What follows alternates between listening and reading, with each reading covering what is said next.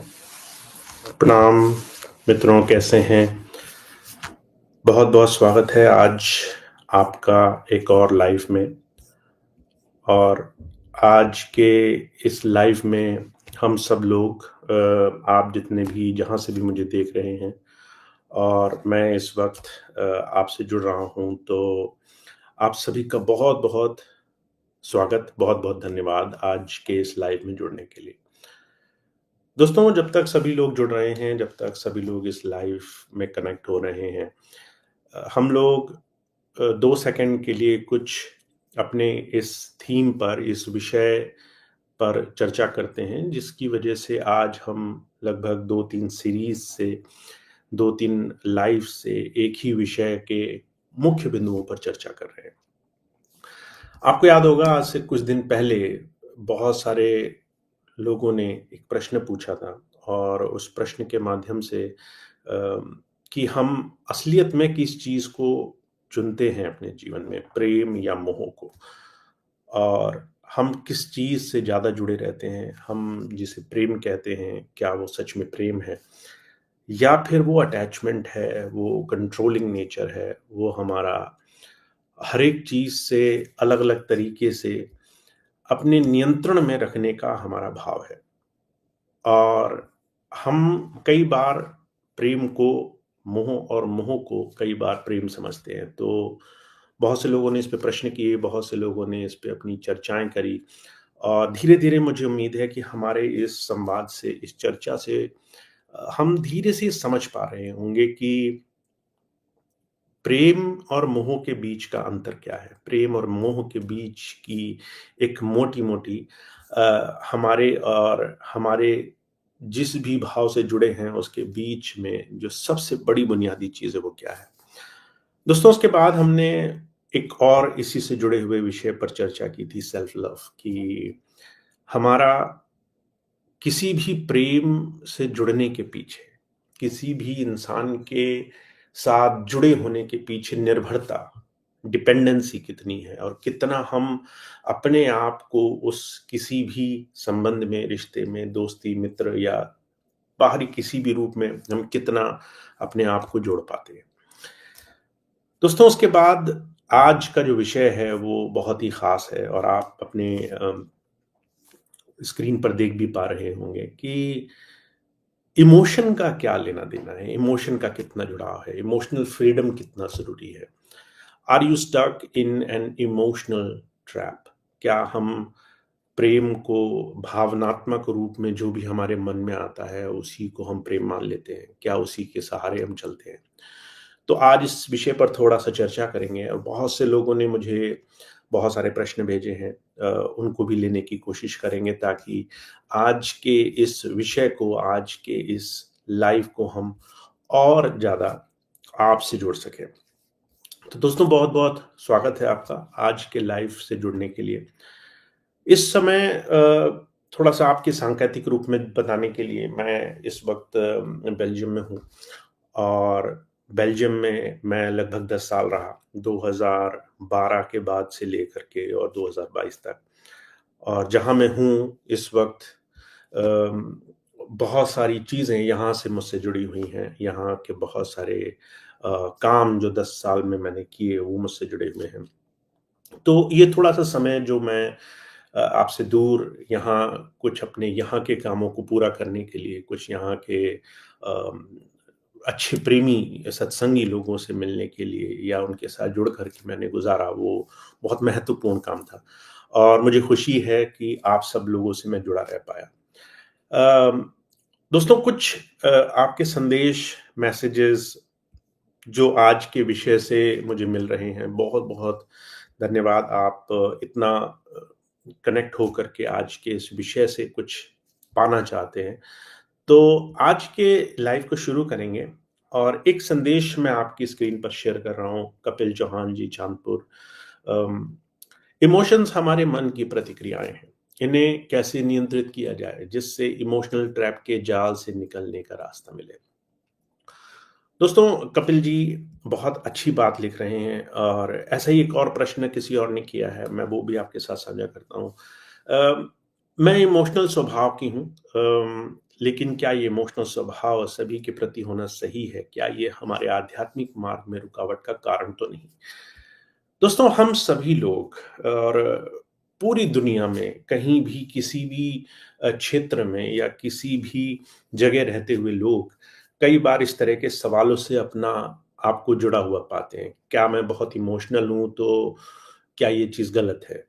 या फिर जो इमोशंस आते हैं, क्या वो इमोशंस पूरी तरीके से सही होते हैं? क्या हमें उसी में पूरी तरीके से अ, इन्वॉल्व हो करके कोई डिसीज़न लेना चाहिए? क्या हमें उस पे कोई नियंत्रण रखना चाहिए? क्या हमारे जीवन में इमोशन का प्रेम से कुछ लेना-देना है? दोस्तों, हम सभी लोग जितने भी आप और हम जितने भी लोग इस समय इस संसार में किसी भी चीज़ से हम लोग जुड़े हुए हैं, चाहे वो हमारा परिवार हो, चाहे हमारा काम हो, जिससे भी हमारा संबंध है। इस संबंध में इमोशनल अप्स एंड डाउन्स भावनात्मक रूप में कोई भी चीज़ हम पे प्रभाव डालती है और वो चीज़ हमें कब किस क्षण नियंत्रित करने लग जाएगी। कोई भी भाव, चाहे गुस्सा हो, चाहे डिटैचमेंट हो, चाहे किसी भी इंसान के बारे में गलत भाव आ जाए, चाहे किसी तरह की सोच आ जाए, वो कब हमें पूरी तरह कंट्रोल कर लेगी, ओवरपावर कर लेगी, हम उस चीज़ को नहीं जानते। दोस्तों, अभी रिसेंटली मैं कुछ समय से थोड़ा-सा समय पढ़ने में दे रहा हूँ और एक बहुत ही सुंदर पुस्तक जो मैं भी बहुत समय से पढ़ रहा हूँ। अ,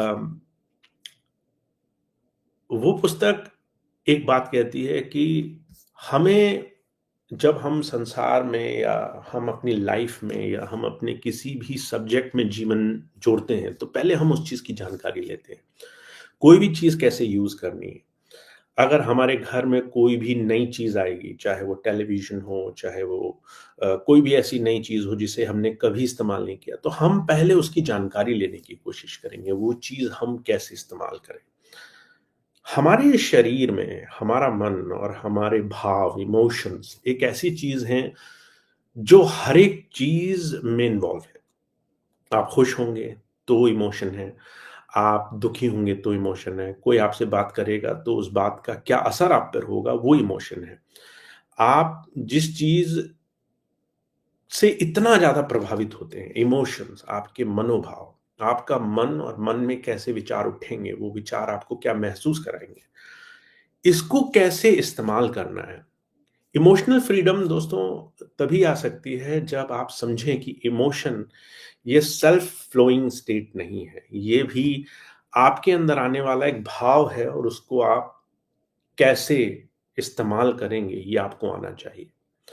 अगर आपको क्रोध आया, वो क्रोध आपके अंदर आपके विचार, आपकी सोच, आपकी अ, किसी भी चीज़ को समझने की शक्ति को खत्म कर देगा या फिर वो क्रोध आपको सोचने पर मजबूर करेगा कि ये चीज़ क्या है।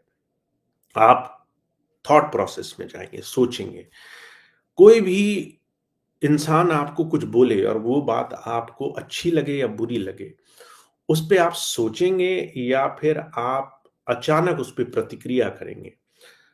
हम अगर इमोशनल यूसेज यानी कि अपने भाव को कैसे इस्तेमाल करना है, ये सीखें, तो ही हम प्रेम को और तो ही हम अपने इमोशंस के सही यूज़ को कर पाएँगे। अगर आप अपने इमोशंस यानी भाव को खुद ना देखें, तो उसको सही तरीके से इस्तेमाल करना बड़ा मुश्किल है दोस्तों। मैं ये बात क्यों कह रहा हूँ?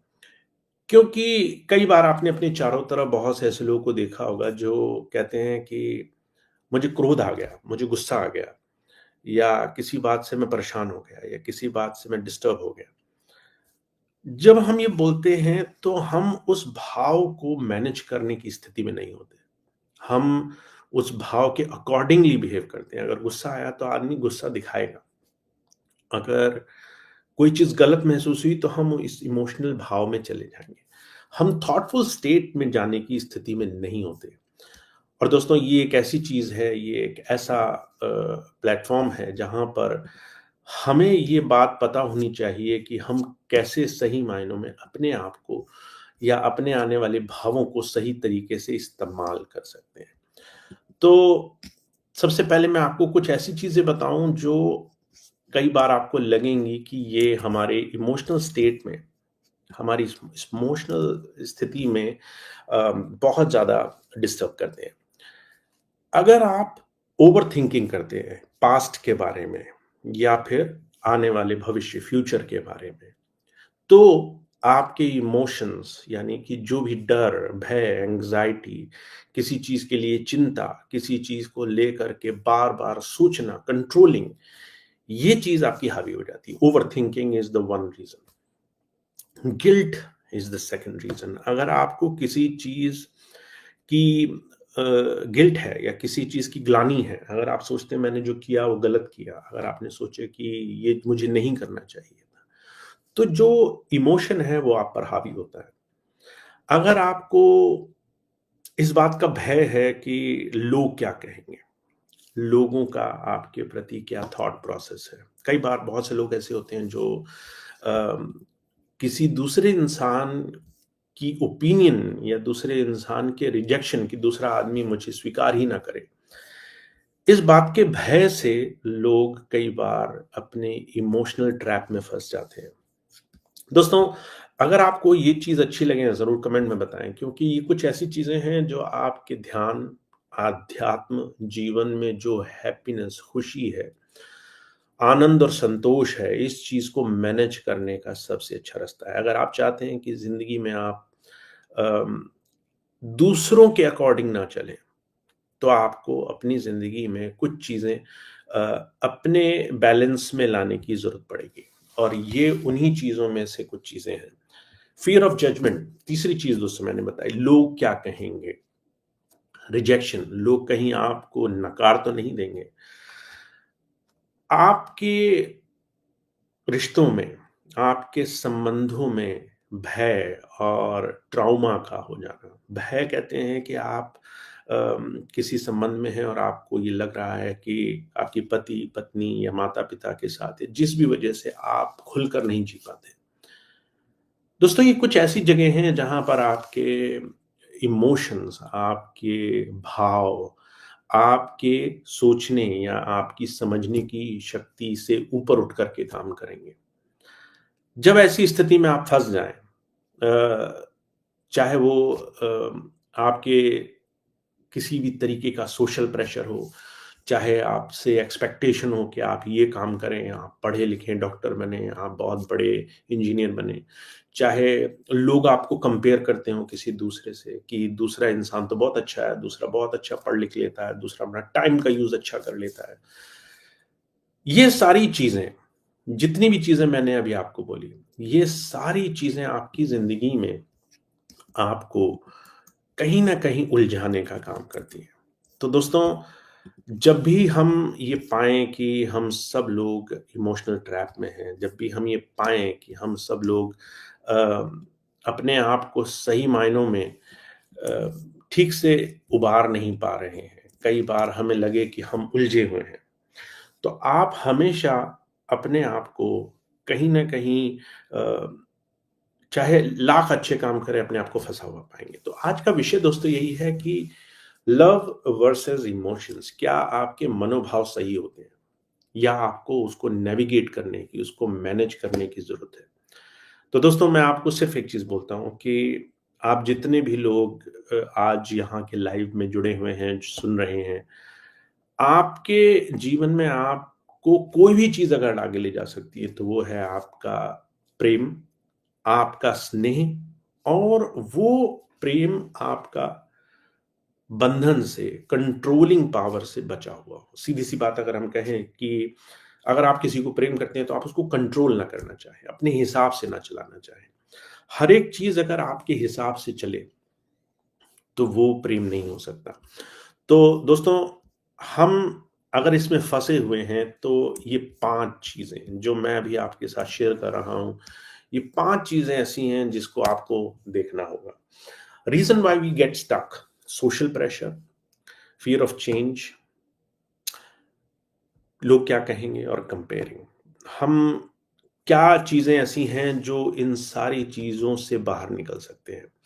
दोस्तों, एक मैं मैसेज लेता हूँ और 1-2 मैसेज जो मुझे किसी ने भेजे, मैं उनको आपके साथ शेयर करता हूँ ताकि हम इस विषय को और समझ सकें। एक मैसेज जो अभी हमारे सामने आया है कि एक्सेप्टेंस और इमोशनल ट्रैप, इससे कैसे जुड़ें? क्या किसी गलत व्यवहार स्वीकार करने को भी इमोशनल ट्रैप तो नहीं कहते?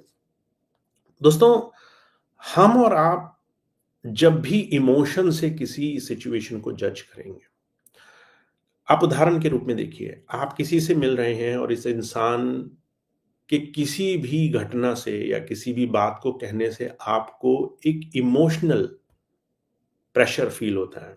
आपको लगता है सामने वाला मुझे गलत साबित कर देगा, सामने वाला मुझे छोटा साबित कर देगा, सामने वाला जो कह रहा है उस बात से मेरी वैल्यू, मेरा अस्तित्व कम हो जाएगा। जब भी आप अपने आप को इंफीरियर सिचुएशन में पाएँ, सामने वाले को सुपीरियर सिचुएशन में पाएँ, आपको लगे कि सामने वाला मुझे मैनेज कर रहा है, कंट्रोल कर रहा है, तो कई बार ऐसा नहीं होता कि हम उन चीज़ों को लेकर के बहुत परेशान होते हैं। दोस्तों, हमें एक चीज़ समझनी ज़रूरी है कि आध्यात्म, स्पिरिचुअलिटी सिर्फ़ आँखें बंद करना नहीं होता है। स्पिरिचुअलिटी होता है आपको अपने आप के, अपने मन के नियंत्रण को समझना, अपने मन को इस तरीके से मैनेज करना कि आप तरह-तरह की चीज़ों का या तरह-तरह के बंधनों का हिस्सा ना बने। तो दोस्तों, इसके लिए बहुत ज़रूरी है कि जो चीज़ अभी हम लोग चर्चा कर रहे हैं, उन चीज़ों को आप ज़रूर कहीं न कहीं नोट करें। मैं आपको ये सब चीज़ें क्यों बता रहा हूँ, क्योंकि कई बार आप इन दोनों चीज़ों को अलग-अलग रखेंगे। आध्यात्मिकता, भक्ति, अ, ईश्वर के लिए जो भी आपकी आस्था है, उसको, और सांसारिकता, जीवन, मन से उभरने वाले भावों को आप अलग-अलग रखेंगे। पर ये पॉसिबल नहीं है कि आप दोनों चीज़ों को अलग-अलग मैनेज कर सकें। ये एक ही जीवन का हिस्सा है। अगर आप इमोशनली अपने आप को मैनेज करना नहीं जानते हैं, अगर आप अपने आप को कंट्रोल करना नहीं जानते हैं, अगर आप अपने आप को सही दिशा में ले जाना नहीं जानते हैं, तो आपके लिए ये जीवन एक मेले में जो गोल रोलर कोस्टर होता है, चक्री जिसे बोलते हैं, एक ही दिशा में दौड़ती हुई गोल-गोल चक्कर काटने वाली स्थिति बन जाएगी। तो दोस्तों, आपके लिए सही प्रेम को समझने का मतलब है अपने इमोशन को मैनेज करने का रास्ता आना चाहिए। तो दोस्तों, अभी एक बहुत सुंदर प्रश्न जो पूछा गया, क्या इमोशनल होना सही है? अम, दोस्तों, इमोशनल होना, मैं आपको एक सेकंड में इस चीज़ को बोलूँ, इमोशनल होना ये आपके हाथ में या आपके व्यक्तित्व का हिस्सा है। We all are carrying a mind in our this whole physical form. हमारे शरीर से हम अपने मन को निकाल नहीं सकते। मन हमारे शरीर का हिस्सा है और मन में जो विचार उपजते हैं, जो हमारे अंदर भाव आते हैं, उसकी जो प्रतिक्रिया है वो इमोशन है। आपने किसी चीज़ के देखने, सुनने या उसको जो भी अनुभव किया, उसके प्रति जो विचार उठे, वो इमोशन है। आपने देखा कि बहुत अच्छी सुबह धूप हुई है, आपका दिन अच्छा गुज़रने वाला है। उससे आपके अंदर जो विचार उपजे, जो उसके अंदर आपके अंदर एक खुशी, एक उन्माद, एक बहुत ही अच्छाई का भाव उपजा, वो इमोशन है। अपने आप में सूरज का निकलना या उसको हम देख पा रहे हैं, ये इमोशन नहीं है। उसके पीछे जो विचार उपजा, वो इमोशन नहीं है। इमोशन वो है जो आपके अंदर किसी चीज़ को लेकर प्रतिक्रिया होती है, और ये इतनी तेज़ी से होती है। किसी चीज़ को देखना, उसको महसूस करना, उसको महसूस करके विचार उठना, और विचार उठने के बाद उससे जुड़ा एक इमोशन, ये सब चीज़ें इतनी तेज़ी से होती हैं कि आप उसको कैलकुलेट नहीं कर सकते। आप ये नहीं महसूस कर पाएँगे कि सामने वाला व्यक्ति अगर आपको एक ऐसी नज़र से देख रहा है जिसमें संदेह है, जिसमें आपके प्रति कोई गलत भाव है या आपको नीचा देखने की भावना है, उसके देखने मन में विचार करने, उसका अर्थ निकालने और उसके प्रति हमारे मन में जो ईर्ष्या, गुस्सा, क्रोध या किसी तरह की उलझन पैदा हुई, ये इमोशन होने में कितनी देर लगी। ये सारी चीज़ें होने में बहुत फ़ास्ट, बहुत स्ट्रांगली एक बॉन्ड होता है। आप उस चीज़ को कैसे मैनेज करेंगे अगर ये आपको नहीं आता, तो आपके जीवन में आप बहुत कुछ भी पाकर अपने आप को सही दिशा में नहीं ले पाएँगे। तो दोस्तों ये मैं आपको सिखाना चाहता हूँ कि आप सब लोगों का जो इमोशनल मैनेजमेंट है वो अच्छा होना चाहिए। आप सब लोग जिस भी जीवन में जी रहे हैं उसमें आपको हज़ारों लोग ऐसे मिलेंगे। कुछ लोग आपके नज़दीकी होंगे, घर, परिवार बहुत प्रेमी प्रियजन होंगे। कुछ लोग आपके आउटर सर्कल में होंगे, जैसे आपके मित्र या आपके काम करने वाले सहयोगी या आपके सड़क चलते हुए आपके पड़ोसी। कुछ लोग ऐसे होंगे जो अनजाने लोग होंगे और वो अचानक आपसे कोई काम, कोई बात, कोई डिस्कशन करेंगे और ये सारी चीज़ें इमोशन पैदा करती हैं।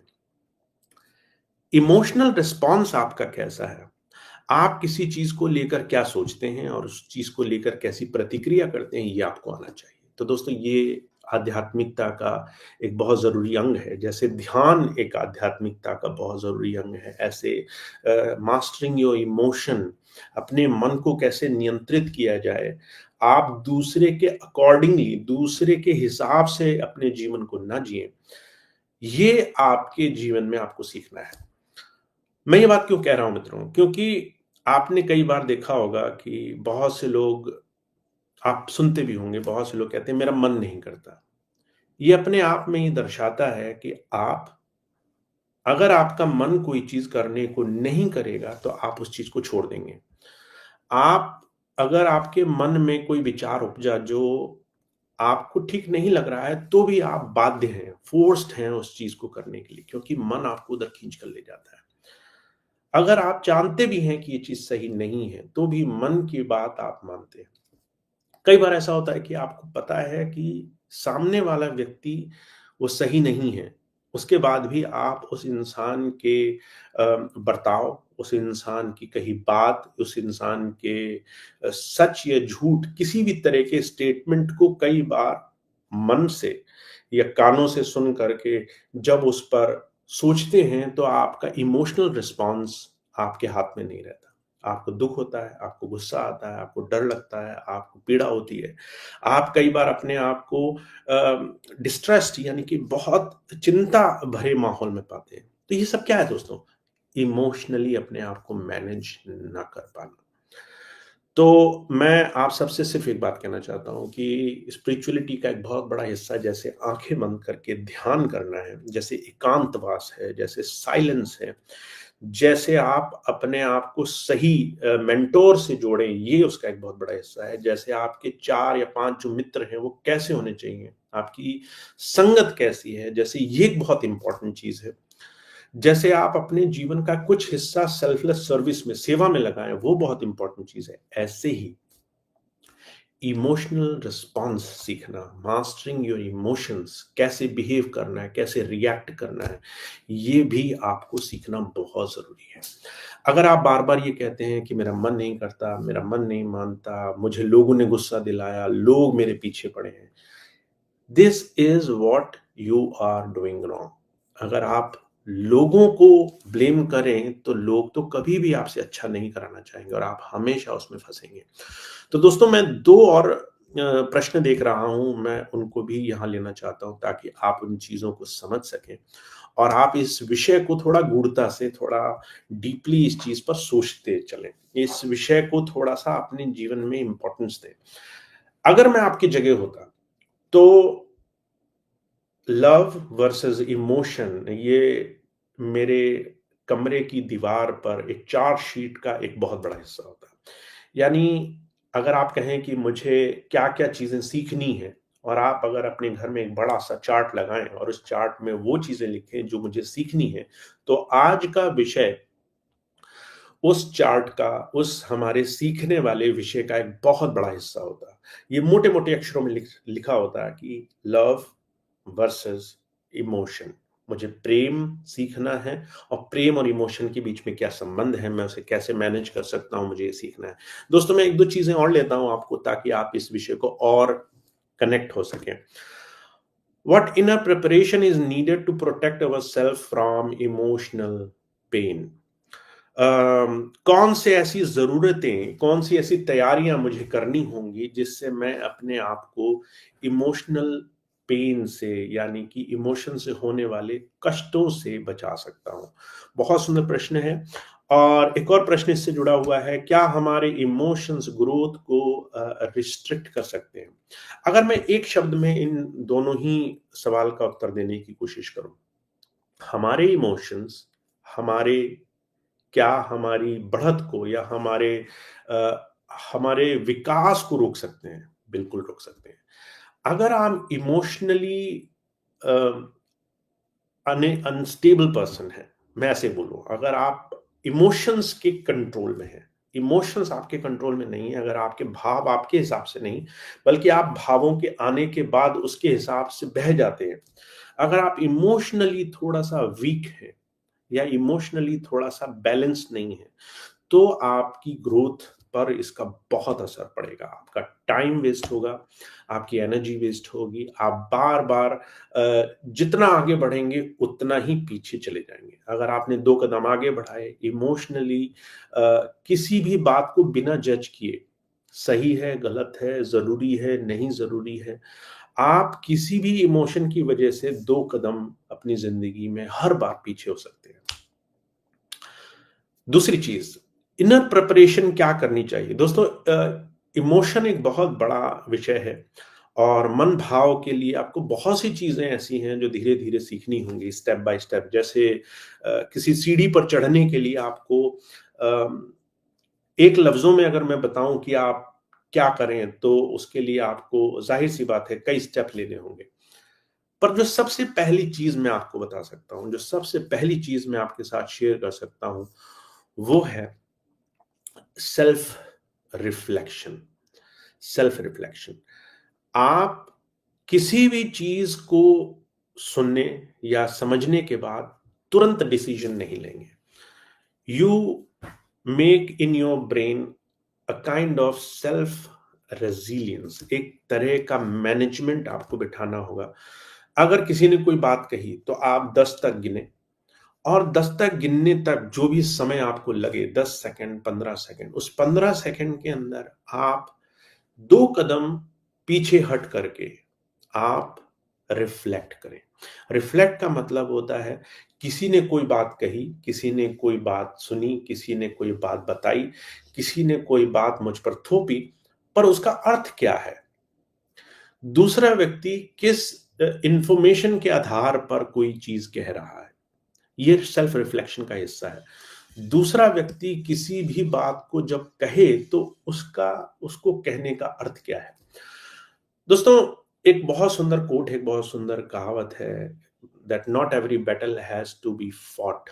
हर एक लड़ाई लड़ने की ज़रूरत नहीं है, हर एक संग्राम, हर एक युद्ध, हर एक बैटल आपके लिए नहीं है। बहुत सी चीज़ें सामने वाले व्यक्ति के मेंटल स्टेटस पर डिपेंड करती है। मैं अगर आपको एक छोटा-सा उदाहरण दूँ, फ़र्ज़ करिए आप बाज़ार से जा रहे हैं और अचानक एक फटे कपड़े और बिना नहाए-धोए पूरी तरह से गंदा व्यक्ति आपके पास आए और ज़ोर-ज़ोर से चिल्लाने लगे। आपका रिएक्शन क्या होगा? आप उस आदमी को देख कर के उससे लड़ने लग जाएँगे कि उसने आपको अ, आपकी रिस्पेक्ट को हर्ट किया, उसने आपको समझा नहीं, आप बहुत बड़े इंसान हैं, आप वेल नोन हैं, आपकी प्रतिष्ठा, सम्मान है, आप उससे लड़ जाएँगे। या फिर आप रिफ्लेक्ट करेंगे कि अरे! ये सामने वाला व्यक्ति तो मानसिक रूप से सही नहीं है। इसकी परिस्थिति ऐसी नहीं है कि ये विवेक से सोच सके। ये उस जगह नहीं है, ये उस तरह से नहीं सोच सकता है। दोस्तों, हमें ये समझने की ज़रूरत है कि हम जब भी किसी से मिलेंगे, हर एक इंसान शारीरिक रूप से डिसेबल हो ये ज़रूरी नहीं है। कुछ लोग मानसिक रूप से, कुछ लोग बायस्ड इन्फॉर्मेशन यानी कि कम जानकारी होने के बाद उस पर बहुत तेज़ी से प्रतिक्रिया देने के चक्कर में लोग कई बार बायस्ड होते हैं। बायस्ड होने का मतलब है कि कई बार बिना जानकारी के लोग प्रतिक्रिया करते हैं। अधूरी बात पर, सुनी-सुनाई बात पर लोग प्रतिक्रिया करते हैं। जब तक आप रिफ्लेक्ट नहीं करेंगे, तो पहली चीज़ अगर मैं आपको बता सकता हूँ कि प्रिपरेशन क्या करनी चाहिए, सेल्फ रिफ्लेक्शन। कुछ भी कहने, सुनने, प्रतिक्रिया, गुस्सा आने से पहले, किसी भी इंसान से दुखी होने, किसी इंसान का बुरा मानने से पहले, लोग आपके बारे में क्या ओपिनियन रखते हैं, इस बात पर परेशान होने से पहले 10 तक गिन करके 2 कदम पीछे हटाइए। सोचिए, is it necessary to react? जब आप ऐसा सोचेंगे, तो आपके पास टाइम होगा अपने मन, अपने इमोशन को, अपने आप को लोगों से अलग करने का। You are not part of their battle. आप किसी और इंसान के साथ लग करके उसके साथ ज़िंदगी में वो नहीं कर रहे हैं जो आपको करने की ज़रूरत है। तो दोस्तों 1-2 प्रश्न और लेंगे क्योंकि बहुत सुंदर-सुंदर चीज़ें आप हमसे शेयर कर रहे हैं और बहुत सी चीज़ें ऐसी हैं जो मैं आपके साथ इस पूरे लाइव सेशन में आपके बहुत सारे मैसेजेस के बाद भी उसको पूरी तरीके से जवाब नहीं दे पाता हूँ। पर इन ओवरऑल सिचुएशन मैं कैसे इस चीज़ को बता सकूँ, मैं इस चीज़ की कोशिश ज़रूर करता हूँ। तो दोस्तों 2-3 प्रश्न और लेते हैं। वंश एक बात कहते हैं कि लव और इमोशन ये दोनों आध्यात्मिक मार्ग से कैसे जुड़े हुए हैं। दोस्तों अगर बहुत कम शब्दों में बोला जाए, प्रेम के बिना आध्यात्मिकता संभव नहीं है। जहां प्रेम होगा वहीं आप जुड़े रहेंगे। अगर आपका प्रेम वर्ल्डली बेनिफिट्स से जुड़ा हुआ है, दुनियावी प्रगति से जुड़ा हुआ है, सांसारिक बहुत सारी चीजों से जुड़ा हुआ है, तो आप चाह करके भी संसार की वैल्यूएशन, संसार के महत्व को नहीं छोड़ पाएंगे।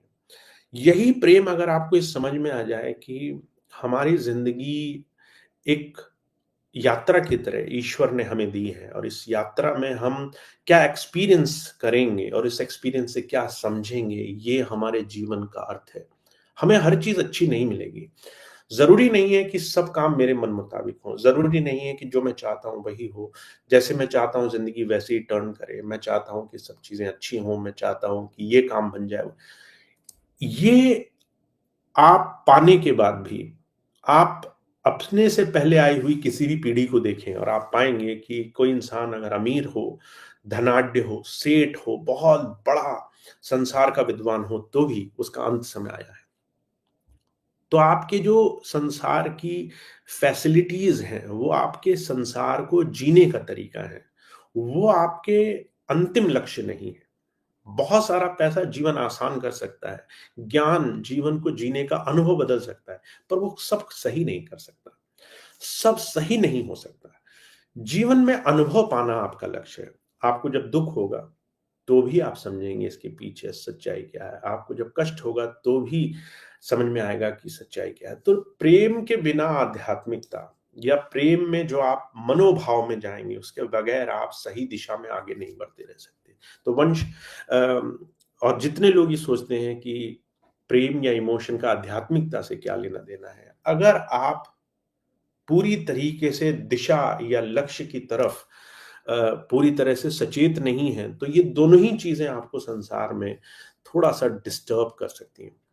एक और प्रश्न देख रहे हैं, हम डिफ़िकल्ट इमोशन का सामना बिना घबराए कैसे करें? ये मान करके कि ये सिर्फ़ एक अनुभव है। जीवन में आपके जो भी हो रहा है, चीज़ें आपके मुताबिक हों या आपके कंट्रोल से बाहर हों, ये सिर्फ़ एक अनुभव है।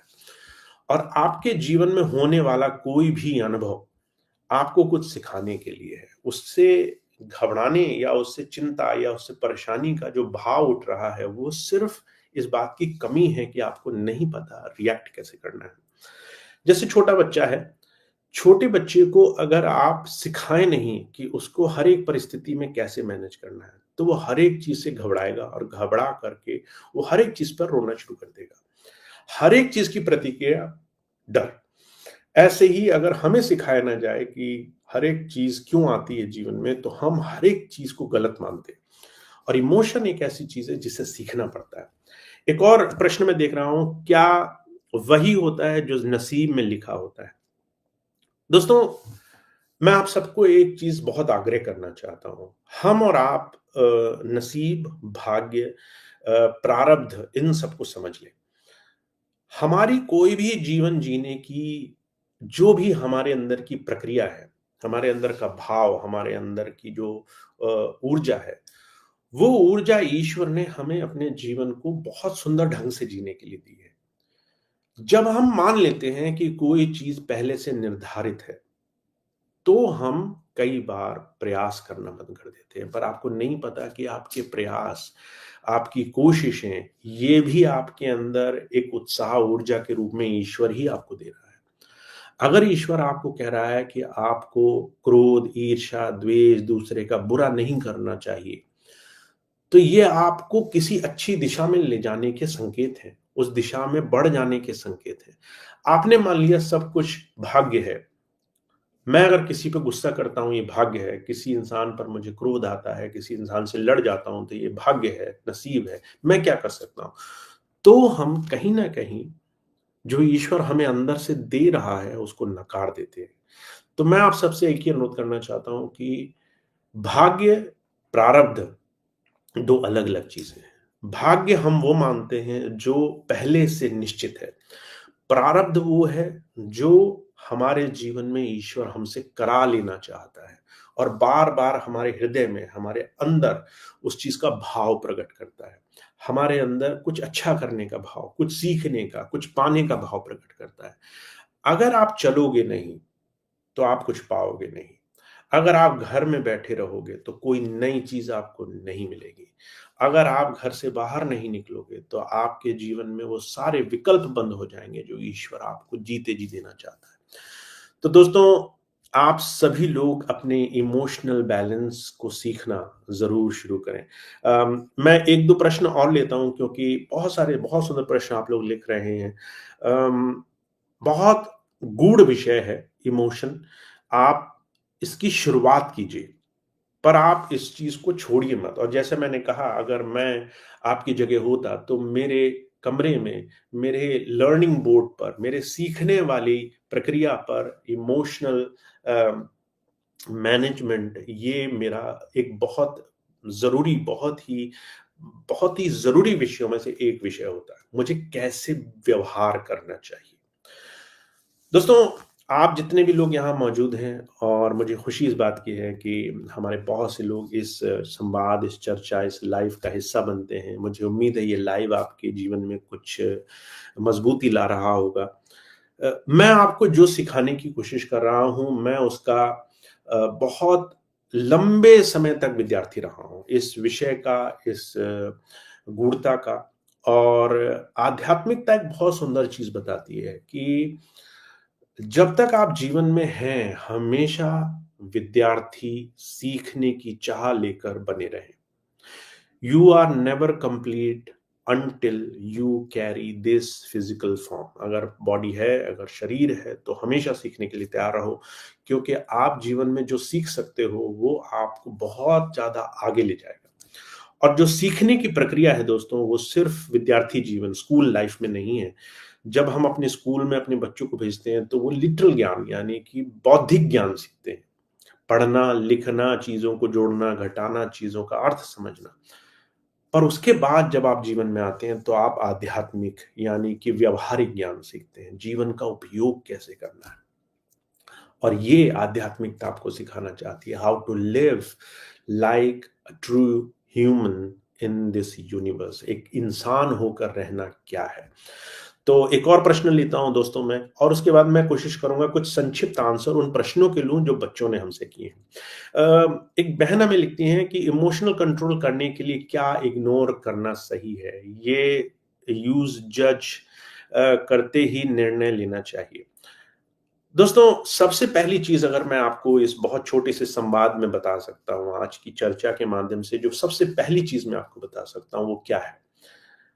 Do not hurry to make a decision. निर्णय लेने में बहुत जल्दी मत कीजिए।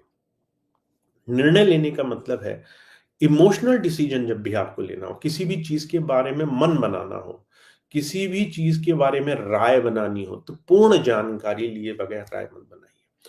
अगर आप लोगों को जज करते हैं। दिस एक बहुत सुंदर कहावत है मित्रों कि डोंट जज a book by its cover. एक पुस्तक को सिर्फ उसका ऊपरी कवर देख करके जज मत करिए। ये बहुत जल्दी जज करने की प्रक्रिया हुई। आपने देखा एक पुस्तक है वो बहुत खराब है, उसके ऊपर जो कवर है बहुत अच्छा नहीं, तो आपने मन बना लिया एक अच्छी पुस्तक नहीं होगी। आपने उस पुस्तक को खोल के भी नहीं देखा।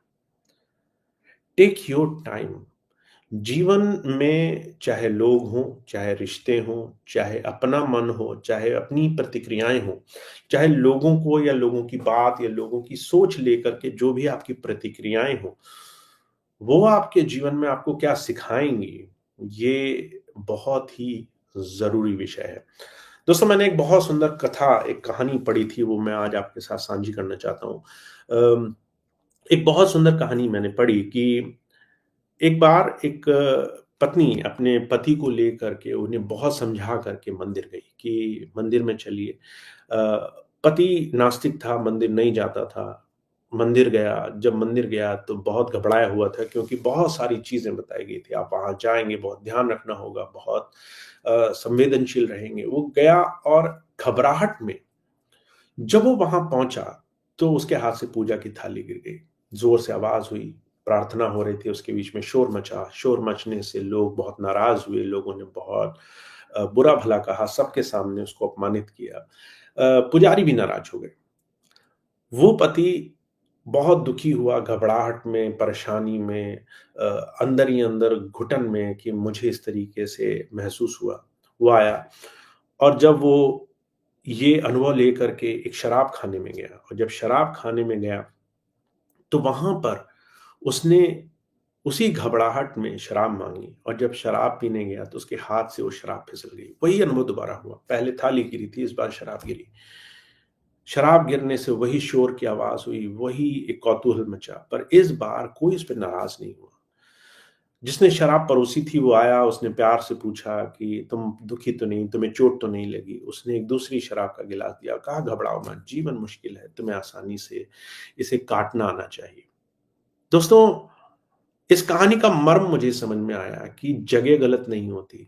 लोग अपनी प्रतिक्रियाओं में, अपने जजमेंट में, अपने दूसरे इंसान के साथ व्यवहार में कई बार बड़ी तेज़ी करते हैं। तो पहली चीज़ मैं अगर आपको क्या कर सकता हूँ, इमोशनल कंट्रोल करने के लिए जो सबसे पहली चीज़ आप इग्नोर कर सकते हैं, डू नॉट जज टू अर्ली। बहुत जल्दबाज़ी मत करिए। हर एक इंसान को मौका दीजिए अपने आप को, अपनी प्रतिक्रियाओं को, अपने भाव को, अपनी हर एक चीज़ को ज़ाहिर करने का। टाइम लीजिए किसी भी चीज़ को समझने का, इससे पहले कि आप मन में एक निर्णय बनाएँ। दोस्तों, एक और मैसेज जो मैं पढ़ रहा हूँ, जब कोई अपना दूर जाता है तो हम अपना इमोशनल बैलेंस कैसे करें? दोस्तों, हर एक इमोशन गलत नहीं होता। प्रेम गलत नहीं है, मोह गलत नहीं है, चिंता गलत नहीं है, डर गलत नहीं है, भय गलत नहीं है। आपको किसी चीज़ के बारे में अगर किसी भी तरह का भाव आता है, वो गलत नहीं है।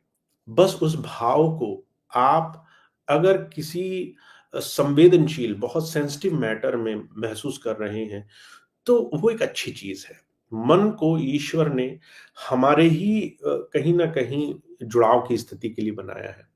अगर मन आपका किसी भी चीज़, सही चीज़ को महसूस कराता है, उसको महसूस कीजिए। फ़ील ग्रैटिट्यूड, अच्छा महसूस कीजिए कि हर एक चीज़ के पीछे कुछ अच्छा कारण होगा, इसलिए शायद ऐसा हुआ।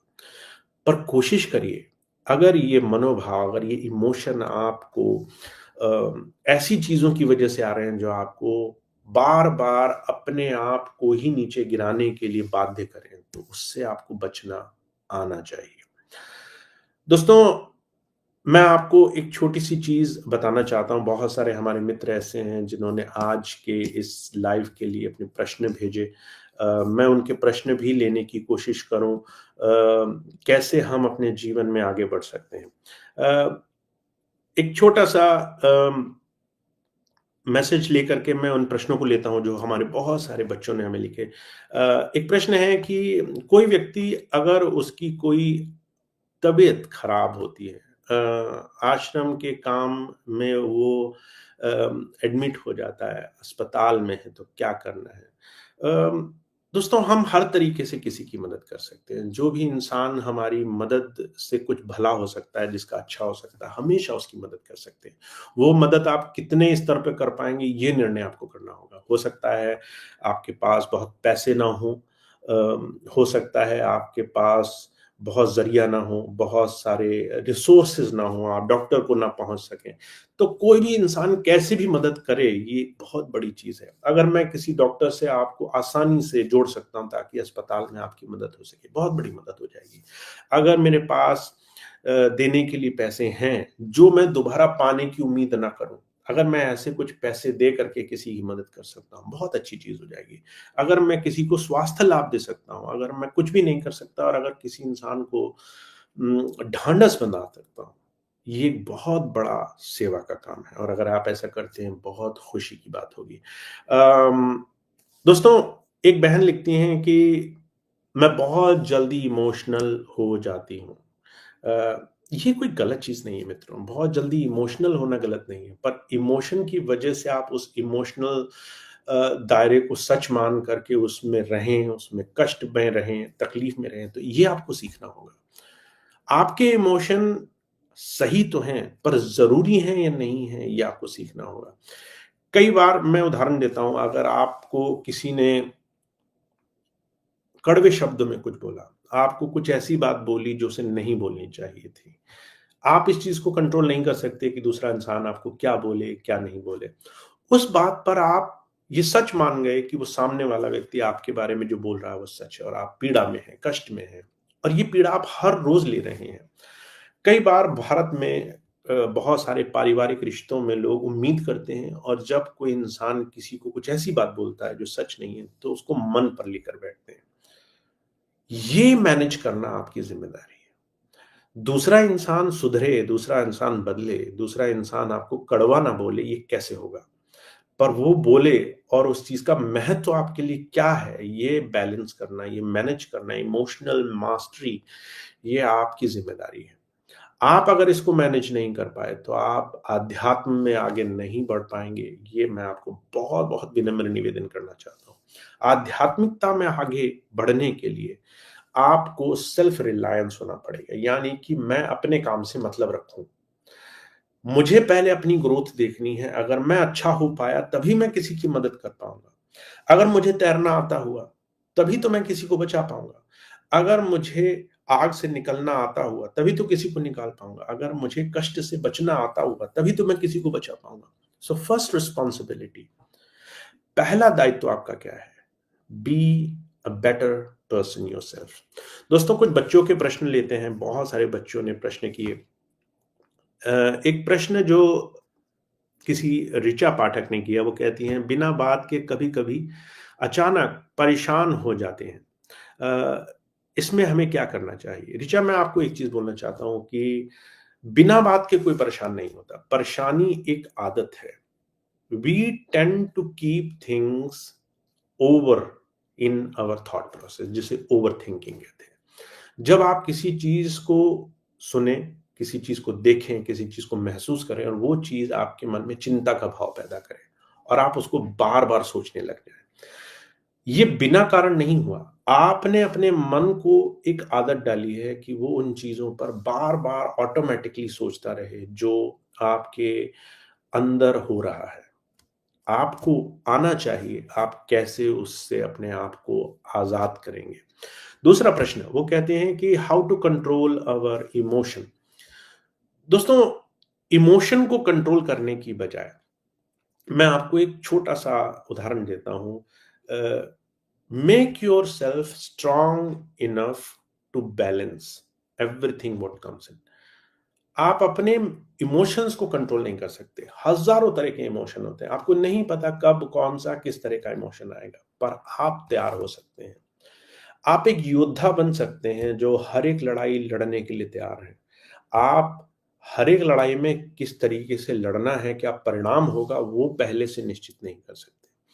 तो बजाय ये कि आप अपने इमोशंस को कंट्रोल करना चाहें, यू वर्क ऑन योरसेल्फ। आप अपने आप को मजबूत बनाने की दिशा में ये स्वीकार करें, टोटल एक्सेप्टेंस, कि हम अभी अपने मन के नियंत्रण में है, जिसकी वजह से हम कोशिश भी करें तो भी हम आगे नहीं बढ़ पाएंगे, ये निश्चित है।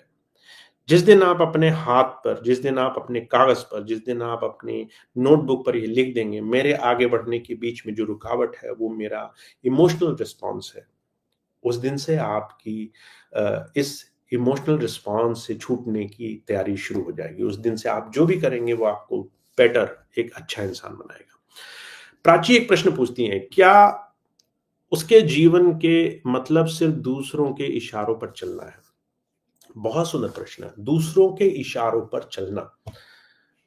प्राची और बहुत सारे हमारे भाई बहन जो आज के लाइफ को देख रहे हैं, अगर आप भी सोचते हैं कि मुझे दूसरों के इशारों पर चलना पड़ रहा है, तो दोस्तों कहीं ना कहीं ये आपकी जिम्मेदारी है।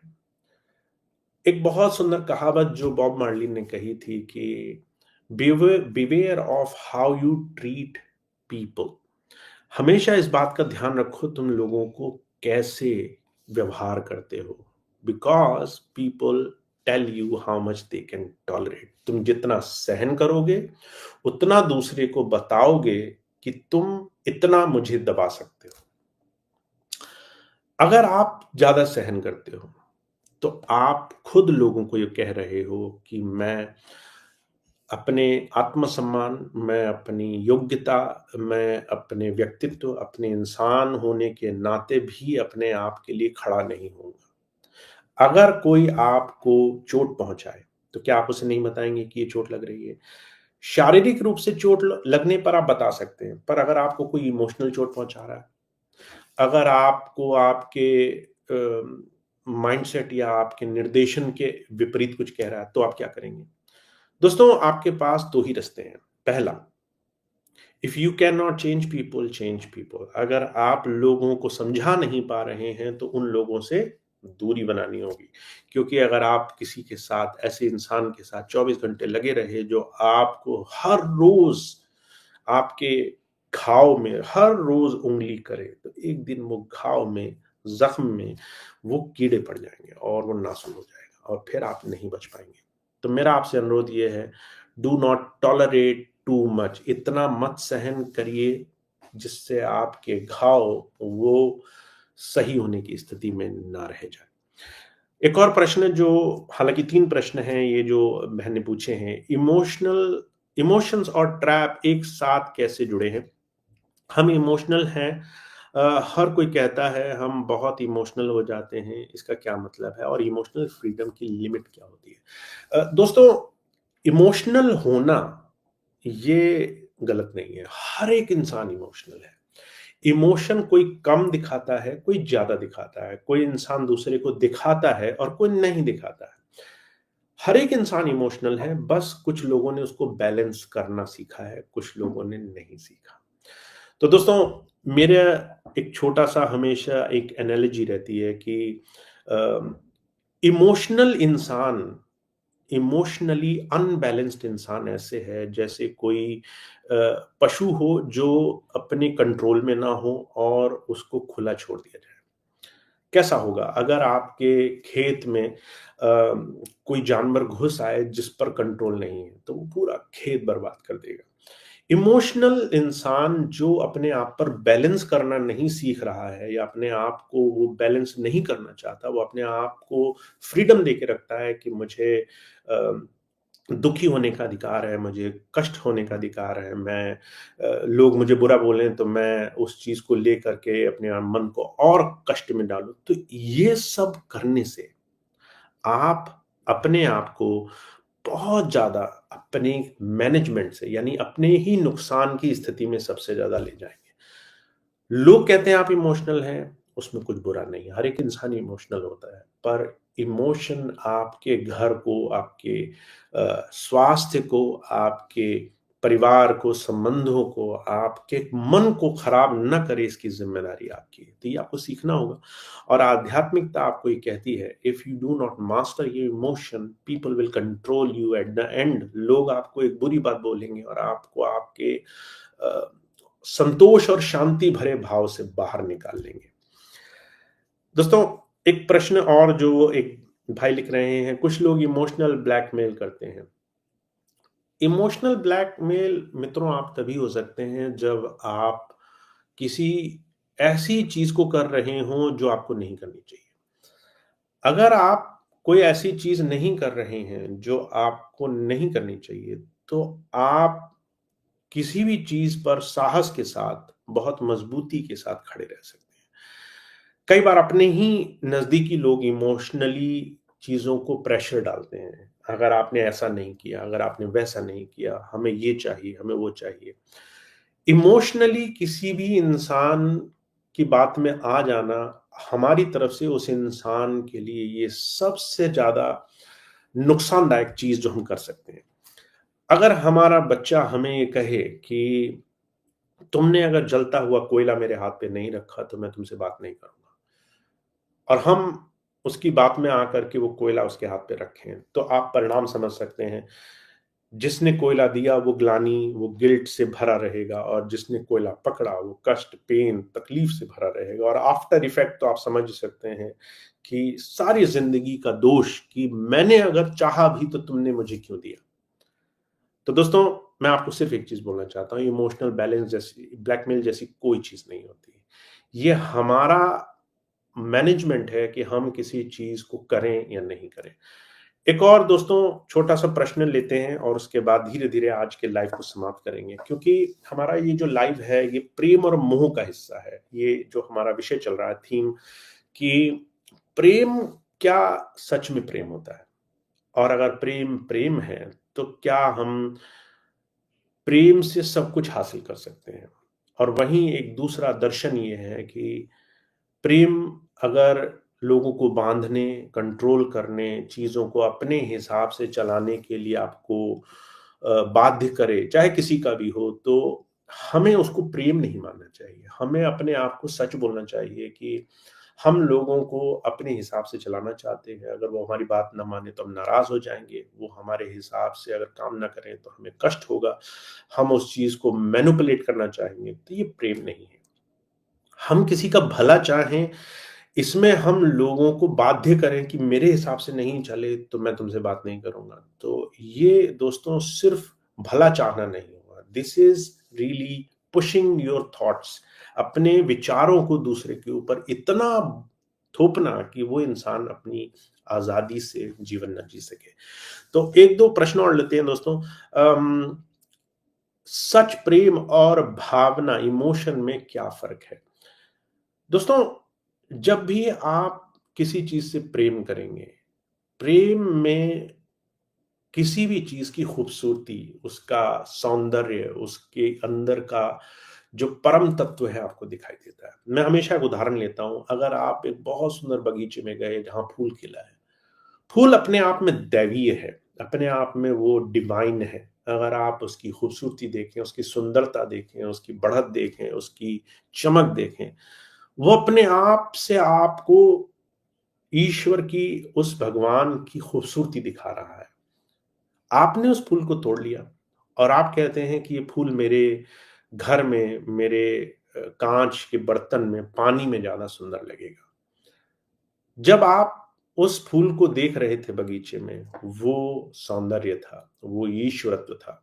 जब आपने तोड़ा, तो आपने चाहा कि वो मेरा हो जाए, वो मेरा रहे, वो मेरे घर की शोभा बने। मैं वहाँ शामिल हो गया और वो उसकी सुंदरता समाप्त हो गई। संबंधों में, प्रेम में, लोगों में, अपने चारों तरफ के जीवन में प्रेम और भावनात्मक रूप से, इमोशनल रूप से किसी भी चीज़ को कंट्रोल करना ऐसा ही होता है। जब आप किसी से प्रेम करते हैं, आप उस इंसान को बढ़ने देना चाहते हैं, उसके हर एक रूप में। वो इंसान आपके चारों तरफ चक्कर काटे, आपका नौकर बन के रह जाए, ज़रूरी नहीं है। वो आपके जीवन में या आपके दूर भी खुश रहे, इतना ही काफ़ी है।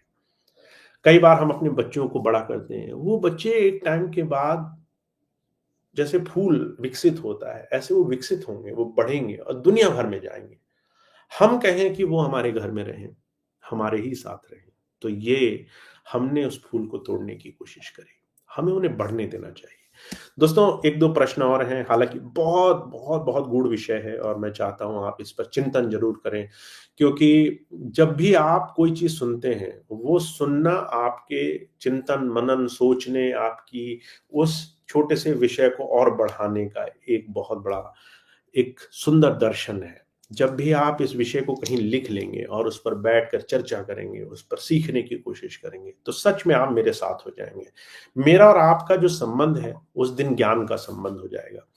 अभी आपका फॉलोइंग का संबंध है। अगर आप कहें कि मैं आपको मानता हूँ, तो आप क्या मानते हैं? आप मेरी बात मानते हैं, आप मुझे मानते हैं, आप मेरे बाहरी स्वरूप को मानते हैं।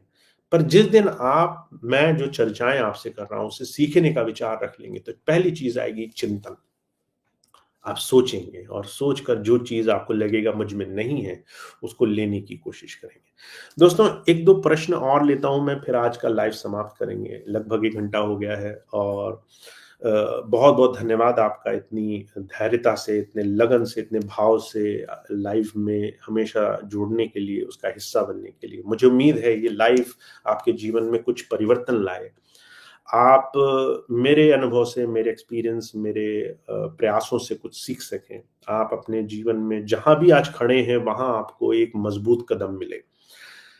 दोस्तों, 1-2 प्रश्न और लेते हैं। अंशी एक सवाल लिख रही हैं, how to let go of something or someone who restricts our emotional growth without hurting ourselves. Anshi, मैं इसमें एक चीज़ और जोड़ना चाहता हूँ। आप कह रहे हैं कि हम कैसे किसी चीज़ या किसी को जाने दें जो रिस्ट्रिक्ट करता है। मैं इसमें एक चीज़ और जोड़ना चाहता हूँ कि आप ये रिस्ट्रिक्शन के अलावा हर एक चीज़ पर इसे लागू करने की स्थिति में रखें। How to let go of something or someone whom either we love or not, यानी कि हर एक चीज़ कैसे हम जाने दें। This is true love. प्रेम क्या है? जिसे आप देख रहे हो, जो आपके चारों तरफ है, चाहे वो आपके लिए हो, चाहे आपके लिए ना हो, चाहे आपको सिखा रहा हो, चाहे आपके अंदर की खामियाँ निकाल रहा हो, चाहे आप उससे दुखी हो रहे हो, चाहे आपको वो बढ़त दे रहा हो, पर एक टाइम के बाद वो चीज़ अलग होगी। दोस्तों, एक बहुत सुंदर एनालॉजी है कि लोग, मनुष्य, हमारे बीच में जो साथी हमें मिलेंगे, हमारे जो रास्ते के जो लोग हमें मिलेंगे, they are either for a reason, for a season और फॉर द होल लाइफ। या तो वो किसी कारण से हमारे साथ जुड़े। आज हमारे पास आए क्योंकि उन्हें पैसे चाहिए, पैसे नहीं मिले या पैसे मिल गए, दोनों ही चीज़ों में वो हमसे एक मुलाकात के बाद चले जाएँगे। कोई आया हमसे कुछ लेने के लिए, कोई आया हमें कुछ देने के लिए। रीज़न की वजह से लोग हमें मिले। सीज़न, लोग आपके जीवन में आए, आपके दोस्त बने, मित्र बने, संबंधी बने, आपके साथ कुछ समय रहे, पर हमेशा के लिए नहीं थे। They supposed to be for a while. हो सकता है 1 महीना, हो सकता है 1 साल, हो सकता है आपके जीवन में 10 साल के लिए उनका संबंध रहा। जैसे स्कूल के मित्र, हम स्कूल जाते हैं, हम पहली क्लास में थे, हो सकता है एक स्टूडेंट हमारे साथ 1 साल रहा, पर वो दूसरी क्लास में दूसरे स्कूल में चला गया। दूसरा, कोई बच्चा हमारा उस पूरे सेशन में मित्र रहा, यानी कि हम अगर 5 साल किसी स्कूल में रहे, तो वो 5 साल मित्र रहा, फिर हमने स्कूल चेंज कर दिया। कोई हमारा पूरा जीवन जहाँ-जहाँ, जिस-जिस स्कूल में हम गए, वो हमारे साथ रहा और हमारे 12-15 साल की पूरी पढ़ाई के जीवन में वो हमारा इतना मजबूत मित्र बन गया, फिर नहीं मिला। किसी ने काम में हमसे दोस्ती करी, किसी ने परिवार में कुछ समय का संबंध। दोस्तों, हर एक इंसान हमेशा के लिए नहीं है। Understand this. हम लोगों से या तो किसी कारण से जुड़े हैं, या तो किसी समय अंतराल के लिए जुड़े हैं, या फिर किसी से जीवन भर के लिए जुड़े हैं। पर ये सारी ही स्थितियों में हम सीखने, लेने, देने के लिए जुड़े हैं। What we have to understand, true love is to let people grow in their own field. तुम्हारी वजह से तुम किसी को रोक मत लेना। तुम किसी के पैर की जंजीर मत बनना, तुम किसी को रोकना मत, तुम किसी को आगे बढ़ने में कभी भी बाधा मत बनना। If you love someone, let them grow, let them be highest. दूसरी चीज, अगर कोई तुम्हारे साथ बैठा है और वो तुम्हारे ग्रोथ में मदद नहीं कर रहा, यू आउट ग्रो देम, तुम आगे बढ़ो। हर एक गुरु ये चाहता है कि उसका शिष्य गुरु से ऊपर उठ जाए। मैं चाहता हूं आप मुझसे सीखें और मुझसे आगे बढ़ जाएं। मैं चाहता हूँ आप मुझसे लें और आप मेरे जीवन में जो मुझसे सीखें वो आगे लोगों को दें। अगर मुझसे आपने सीखा और ये सोच कर के कि मैं जो सीख रहा हूँ वो मैं किसी को नहीं बताऊँ, ये सच में ग्रोथ यानी विकास जिसके लिए हमने हर एक तरीके से संबंध बनाया उसकी आवश्यकता पूरी नहीं करता। तो दोस्तों हम आखिरी प्रश्न पर आते हैं। हालाँकि बहुत सारे लोग बहुत सारी चीज़ें कह रहे हैं, बहुत सुंदर-सुंदर प्रश्न लिख रहे हैं। मैं बस एक प्रश्न लेता हूँ। बहुत से लोग दोस्तों थोड़ा सिनिकल हैं। एक प्रश्न मैं पढ़ रहा हूँ, मैं चाहता हूँ आप इतने कड़वे भी ना हो। एक प्रश्न है कि सबसे बड़ा ज़हर है लगाव। कितना भी कोशिश कर लो, लगाव नहीं करना। दोस्तों, क्या हमारा अपने माता-पिता से लगाव नहीं होता? क्या हमारी बहन से लगाव नहीं होता? क्या हमारे एक सच्चे मित्र से लगाव नहीं होता? किसी भी एक ऐसे संबंध के लिए जिससे आपको पीड़ा मिली, कष्ट मिली, उससे अपना मन मत बनाइए। As we said so long कि बहुत जल्दी इमोशनल डिसीजन मत लीजिए। हो सकता है कल आपके भाव बदलें, हो सकता है आप जिस लगाव को आज ज़हर, कष्ट, पीड़ा मान रहे हैं, वही लगाव, उसी तरह का लगाव या सही सही लगाव आपके जीवन में आपको आगे बढ़ाने में मदद करे। So always be mindful, always be open. कोई भी चीज़ हमेशा एक दिशा में नहीं ले जाती। दोस्तों आखिरी प्रश्न लेते हैं। सुरेंद्र जी कहते हैं, क्या हम अपने मन को कंट्रोल कर सकते हैं? क्योंकि जितना कंट्रोल करते हैं ये और ज़्यादा हमें भटकाता है। दोस्तों, मन को आप अगर अपनी दिशा में नहीं चला सके, अगर आप अपने जीवन में अपनी मन को अपनी दिशा में नहीं चला सके, तो ये मन आपका कैसे हुआ? मैं आपसे एक चीज़ पूछना चाहता हूँ। आपने एक मोटरसाइकिल खरीदी और आप कहें कि मोटरसाइकिल उस दिशा में नहीं जाएगी जिस दिशा में मैं इसे ले जाना चाहता हूँ। कार खरीदी, आप कहें कार उस दिशा में नहीं जाना चाहती जहाँ मैं इसे ले जाना चाहता हूँ। मैं दिल्ली आना चाहता हूँ, कार मुझे बम्बई ले गई। क्या ये पॉसिबल है? नहीं है। मन को एनर्जी, मन को चाव, मन को रस ये हम ही देते हैं। We tend to fall for the things we feel valuable. अगर हमारी आँखों ने देखा कि कोई चीज़ सुंदर है, तो वो सुंदर चीज़ हमारे मन को ये कहती है कि ये चीज़ मुझे मिलनी चाहिए। कान ने कोई अच्छा संगीत सुना, ज़ुबान ने अच्छा स्वाद चखा और ये सारी चीज़ें हम ही अपने मन को कहते हैं ये चीज़ें अच्छी हैं। हमने ही इस मन को डेफ़िनिशन दी है। अगर हम इस मन को बाद में ये दोष दें कि मन तो हमारे कंट्रोल में नहीं रहता, तो ये हम अधूरी बात कहेंगे। दोस्तों, मन वही करता है जिस चीज़ों को हमने इसको आज तक कहा है कि ये अच्छा है। मैं आपसे एक चीज़ पूछना चाहता हूँ, अगर आप कहीं जाएँ जहाँ पर बहुत बदबू आ रही हो, गंदगी हो, बहुत ऐसी जगह हो जहाँ आप खड़े रहना नहीं पसंद करते और आप अपने मन को कहें कि चलो इस बदबूदार जगह में जाके बैठेंगे, क्या मन वहाँ जाएगा? क्या वो जाने के लिए तैयार होगा? मन उस चीज़ को कैसे करेगा जिसको आपने अपने आप को अच्छा नहीं बताया। आपने आज तक मन को नहीं कहा कि जहाँ दुर्गंध है, जहाँ बदबू है, वो चीज़ आपके लिए अच्छी है। तो मन वहाँ क्यों जाएगा? मन वहाँ जाने के लिए तैयार नहीं है। दोस्तों, मैं जानता हूँ बहुत समय हो गया है और आप सभी लोग अपने आप को अपने आध्यात्मिक सफ़र को बहुत सीरियसली लें। Life is as short as we could even think of. जीवन इतना छोटा है, आज है कल नहीं है। कुछ समय आप बहुत तेजी से गुजारेंगे और अचानक आपको लगेगा कि मेरे हाथ से समय निकल गया। दैट्स व्हाई आई से कि लाइफ को बहुत सीरियसली लें और जीवन में जब आप अपनी ग्रोथ, अपने विकास को सीरियसली लेंगे तो शुरुआत होगी मन से। प्रेम को अगर आप अपने अ, अपने अंदर के जो सही जो आपको चीज़ें पसंद हैं, वो चीज़ें अगर आप सही रखेंगे, अगर आप अपना लक्ष्य सही रखेंगे, तो आपका मन, आपका इमोशनल रिस्पॉन्स, आपकी ज़रूरतें आसान होंगी। तो दोस्तों, वैसे तो बहुत कुछ है बताने के लिए, पर मैं चाहता हूँ कि आप अपने आप को या अपने स्पिरिचुअल ग्रोथ को अपने मन और अपने भाव यानी इमोशंस के मैनेजमेंट के साथ लेकर चलें। If you are not managing, बहुत से लोग मुझसे कई बार कहते हैं कि मुझे गुस्सा बहुत आता है। अगर आपको बहुत गुस्सा आता है तो ये आपकी रिस्पॉन्सिबिलिटी है कि आप अपने गुस्से के पीछे के हर एक तर्क को समझें।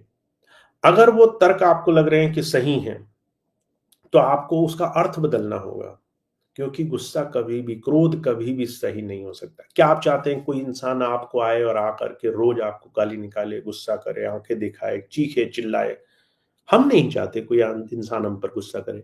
जब हम पर कोई गुस्सा नहीं करे, चाहे उसके पीछे के अर्थ कारण, उसके पीछे की तर्क, उसकी पीछे की कितनी ही सही कारण क्यों ना हो, हम नहीं चाहते लोग हम पे गुस्सा करें। क्या आप चाहते हैं? दोस्तों, जब हम इस तरीके से किसी मनोभाव को देखते हैं, तो आप पाएंगे कि जैसे हमारे लिए कोई गुस्सा करे ये जायज नहीं है, ऐसे ही हमारे मनोभाव, हमारे इमोशंस जो हम दिखाते रहते हैं लोगों को, वो कितने जरूरी हैं, इस पे भी हमको सवाल करना है।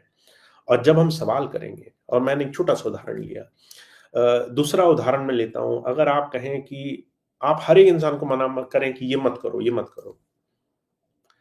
हर एक इंसान अगर आपको मना करने लगे, ये मत करो, ये मत करो, हर एक इंसान, सड़क चलता इंसान, घर के, परिवार के सभी लोग आपको हर चीज पे टोकने लगे, कैसा लगेगा? दोस्तों, हम चाहते हैं हम पर विश्वास किया जाए। हमने जीवन देखा है, हम पे विश्वास किया जाए, पर वो नियति हमें अपने तक रखनी चाहिए। हम जब खुद स्वतंत्रता चाहते हैं, तो हमें दूसरे को भी स्वतंत्र रखना चाहिए अपने जीवन के अनुभव के लिए, और ये तभी आप कर सकेंगे जब आप अपने इमोशंस को इस तरीके से देखेंगे।